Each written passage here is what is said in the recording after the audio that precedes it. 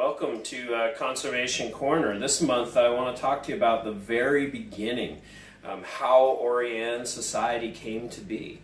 And if I go back 10 years, basically I was working for a nonprofit called Wildlife Conservation Society, and which is best known as the Bronx Zoo. But in my capacity with WCS, I was working on sagebrush steppe conservation, working on conserving a whole variety of species. I have a couple of them here. One example being the sage grouse, which is a declining and a really important species, and this great animal, the Great Basin rattlesnake. So I was in Idaho working in these high deserts around Yellowstone National Park, and at about the same time, I was in the process of developing a global snake program within WCS. I was designing a strategy for that. And one of the supporters of that program is the father of Orianne. And how Orianne came to be the namesake of the Orianne Society all started down here in the southeast.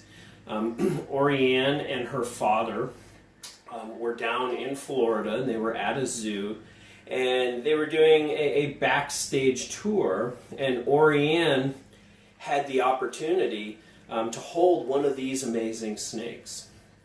And in doing so, she asked her father, she said, "Dad, can I have one of these?"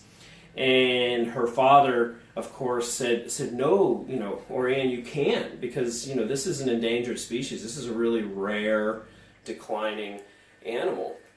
And in response to hearing that, she asked her father being one of the leading conservationists for large cats in the world, cats like lions and tigers, she asked her father if he would do for indigo snakes what he was doing for tigers. And so basically her father, Tom, found me, and we worked together to create a nonprofit to conserve specifically this species, and we created it in Orianne's name. So that's the very beginning. That's the very origin of the Orianne Society. All this happened about 10 years ago.